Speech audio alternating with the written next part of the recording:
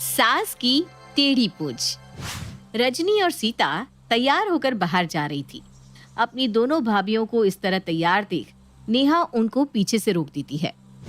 भाभी, आप दोनों इतना बन ठन कर कहाँ जा रही हैं?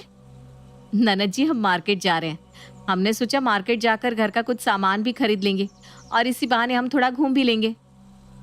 अच्छा, तो क्या आपने माँ से परमिशन ली बाहर जाने के लिए?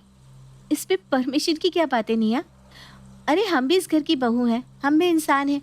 हमें भी जीने का उतना ही अधिकार है जितना कि तुम्हें। जिस तरह तुम बाहर जाती हो ठीक उसी तरह हम भी बाहर जा सकते हैं। नेहा अपनी भाभियों को कोई जवाब नहीं देती और अपनी माँ सरिता के पास जाती है। माँ, आपने अपनी बहुओं को इतनी छूट दे दी है कि वो आपके खिलाफ जाएगी। वो आपकी इज्जत को उछालेंगी। अरे पर हुआ क्या नेहा? तुम इस तरह क्यों बोल रही हो? जाकर अपनी बहू को देखो, किस तरह वो दोनों मार्केट जाने के लिए सज धज कर तैयार बैठी हैं।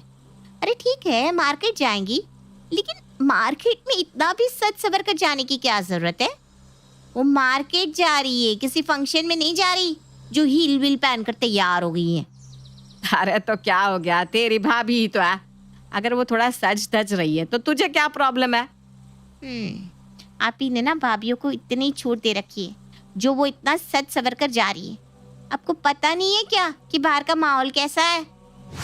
नेहा की बात सुनकर सरिता उसकी बात से सहमत होती है और वो बाहर हॉल में जाकर सीता और रजनी को मार्केट जाने से रोक देती है। सीता, रजनी, कहाँ जा रही हो तुम दोनों? माँ जी, आपको बताया था ना, हम मार्केट जा रहे हैं। अरे लेकिन मार्केट में इतना सज सवर कर जाना जरूरी है क्या है?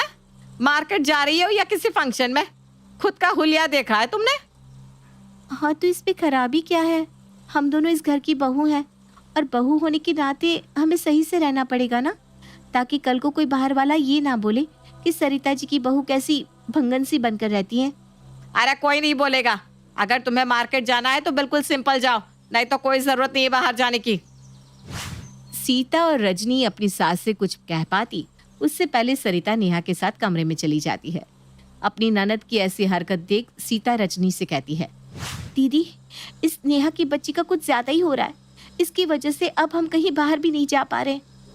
हाँ सीता, तुम सही कह रही हो, लेकिन हम कुछ कर भी तो नहीं सकते। आखिर अपनी माँ की ये इकलौती और लाडली बेटी जो है। सीता और रजनी गुस्से में अपने अपने कामों में लग जाती है।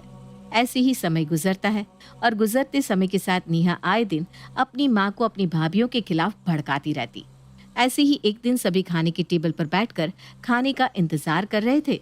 तभी रजनी और सीता सभी के सामने खाना परोसती है और जैसे ही नेहा खाने का पहला निवाला मुंह में लेती है, वैसे ही वो खाने में कमी निकालते हुए कहती है, हे भगवान, इतना घटिया खाना मैंने आज से पहले कभी नहीं खाया था।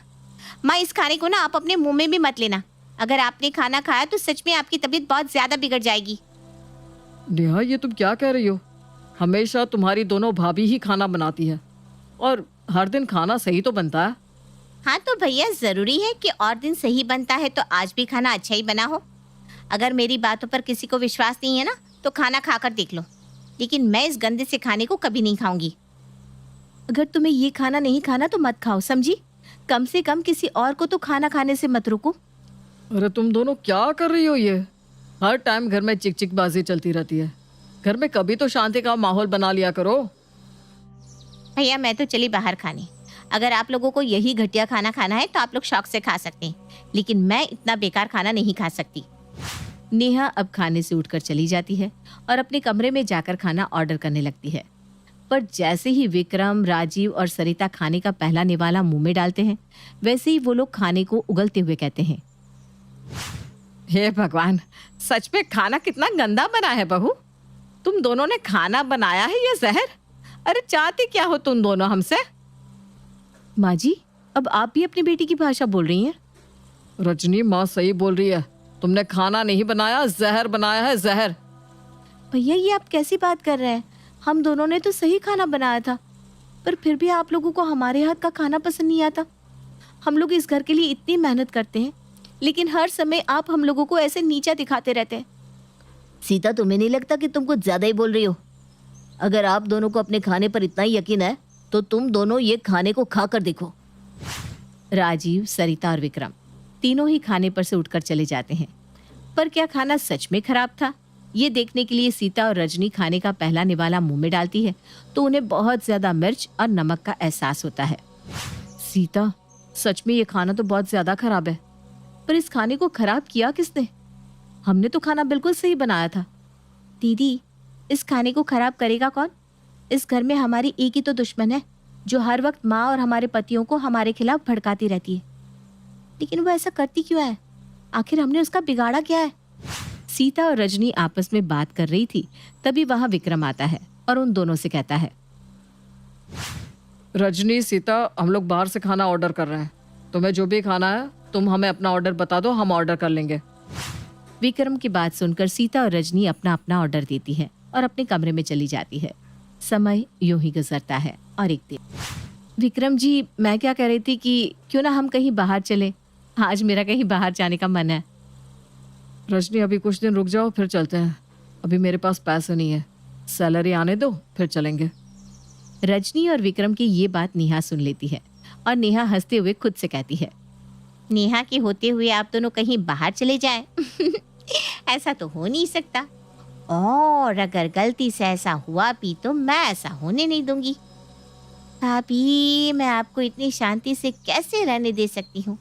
आखिर ननद भाभी का हम दोनों का रिश्ता जो है, तो हम एक दूसरे को परेशान किए बिना कैसे रह सकती हैं? इतना बोलकर नेहा जोर जोर से हंसने लगती है और वहां से चली जाती है। वहां से जाने के बाद नेहा सीधा अपनी माँ के पास जाती है और अपनी माँ को एक बार फिर भड़काती है। माँ, मेरी बात मानो, आपकी बहू बहुत ही चंट और चालाक है। वो धीरे धीरे भैया को हमसे अलग कर रही है। क्या मतलब? मतलब ये कि भाभी भैया के कान भर रही है। वो हम लोगों के बिना ही भैया के साथ बाहर जाने का प्लान बना रही है। इससे आप समझ रही है ना कि भाभी ये सब क्यों कर रही है? वो हम लोगों को अपने साथ ले जाना नहीं चाहती, इसलिए क्योंकि भैया हमारा भी खर्चा उठाएंगे। उनको हमारा खर्चा उठाना ना पड़े सिर्फ इसलिए वो अकेले बाहर जाएंगी। अरे हम लोग क्या उनके ऊपर बोझ बन रहे हैं जो वो हम लोगों को पूछ भी नहीं रही? इसका मतलब ये हुआ कि धीरे धीरे करके वो मेरे बेटे को मुझसे दूर कर रही है। और नहीं तो क्या। अरे आपको तो पता भी नहीं कि आपकी बहू आपके बारे में क्या सोचती रहती है। आपकी बहू आपको अपनी माँ नहीं बल्कि सास समझती है।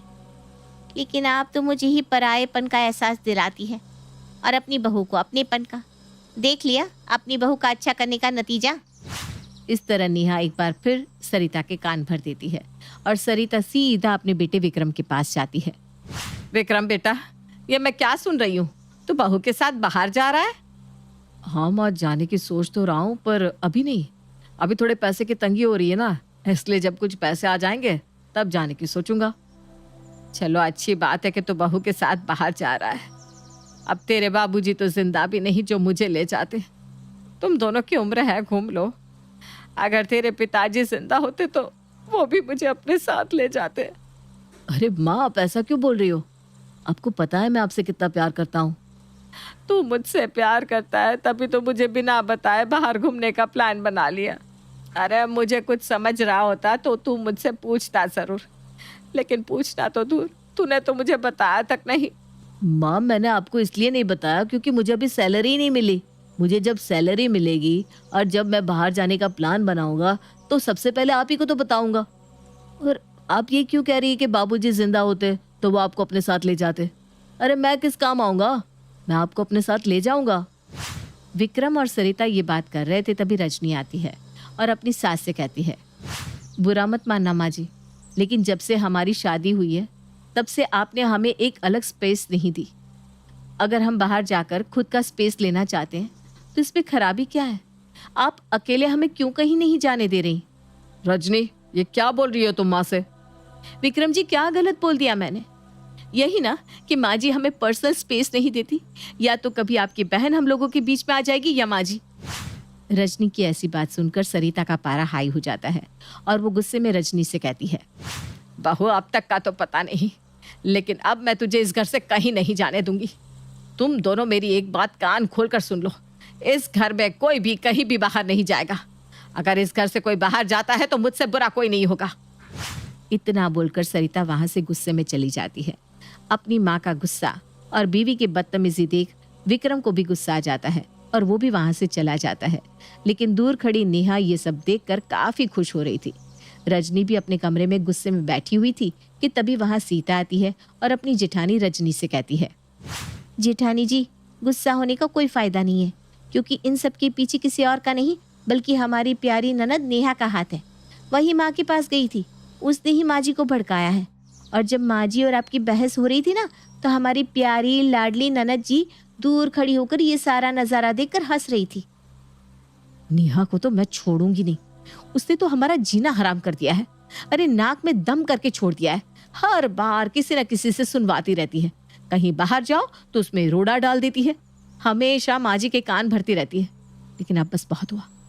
आखिर ननद जी ऐसा कर क्यों रही है, ये जानने के लिए मुझे उनसे बात करनी ही पड़ेगी।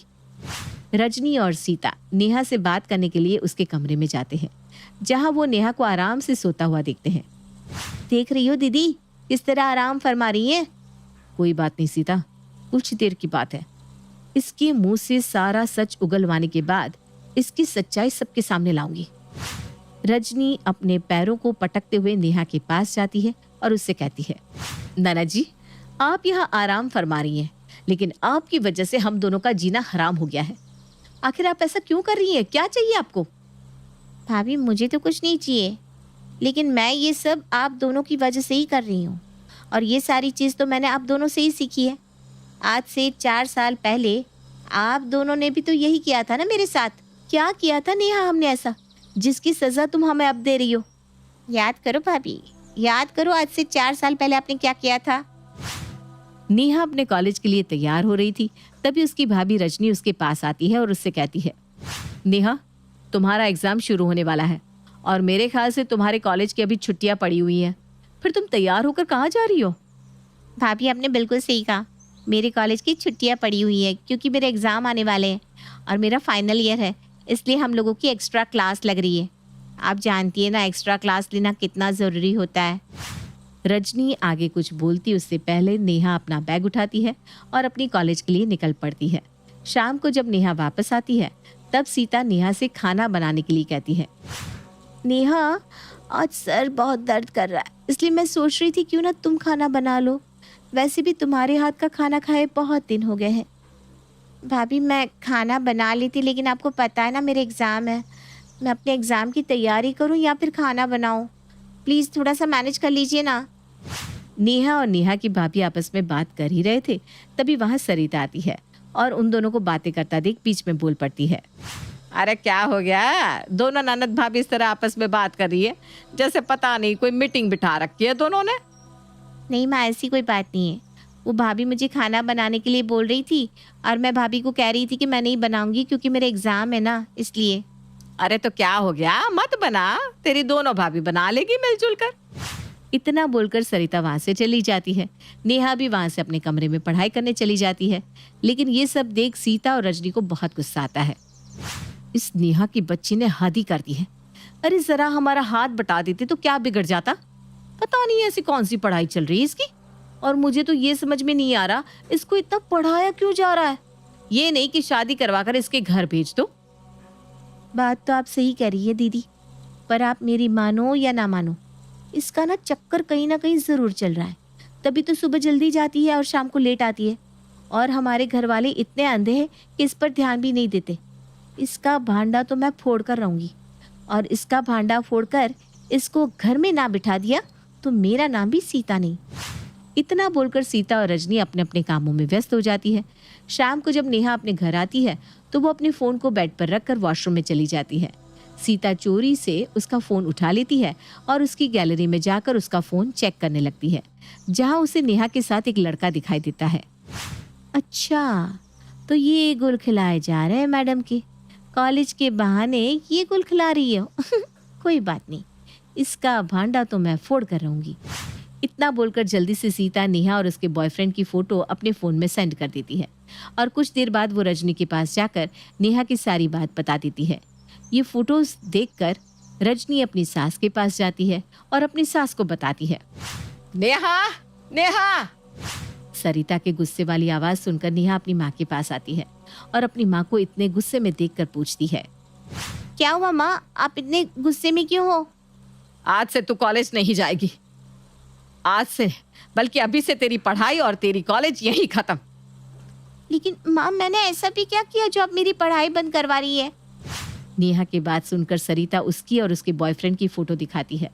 अपनी फोटोज देख नेहा के होश उड़ जाते हैं।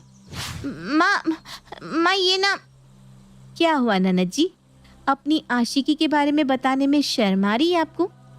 अरे आप कॉलेज इसीलिए तो जाती थी ताकि आप लड़कों के साथ गुलछर्रे उड़ाए। माँ मेरी बात सुनो, मैं इससे प्यार करती हूँ और कॉलेज खत्म होते ही ये आपसे मेरा हाथ मांगने आने वाला है। माँ प्लीज़ मेरी पढ़ाई बंद मत करवाओ, मेरा करियर डूब जाएगा माँ प्लीज़। नेहा अपनी माँ के सामने बार बार गिड़गिड़ाती है, लेकिन सीता और रजनी सरिता के कान भरती रहती है, जिस कारण सरिता उसका कॉलेज भी छुड़वा देती है और उसका फोन भी छीन लेती है। समय गुजरता है और गुजरते समय के साथ सरिता आए दिन नेहा पर अत्याचार करती रहती है और उन अत्याचारों को सहकर अब नेहा भी मजबूत हो गई थी, क्योंकि उसके बॉयफ्रेंड की कहीं और शादी हो चुकी थी और अब नेहा पूरी तरह अकेली पड़ चुकी थी। ये देखकर वो ठान लेती है कि वो भी अपनी भाभियों को ठीक वैसा ही सबक सिखाएगी जैसा उसने उसके साथ किया था। अब समझ में आ गया मैं आप लोगों के साथ ऐसा क्यों कर रही हूँ। आपने मुझसे मेरा करियर छीना, मुझसे मेरा प्यार छीना, मेरे जीने की वजह छीनी। बताओ क्या करूँ मैं अब? अगर आपने शुरुआती दौर में ऐसा नहीं किया होता तो शायद आज मैं भी किसी न किसी मकाम पर पहुंची होती, मैंने भी अपना घर बसाया होता। नेहा की बात सुनकर सीता और रजनी की आंखें शर्म से झुक जाती है और वो अपनी ननद से माफ़ी की भीख मांगती है, लेकिन नेहा उन्हें माफ़ नहीं करती और वहाँ से उठकर चली जाती है।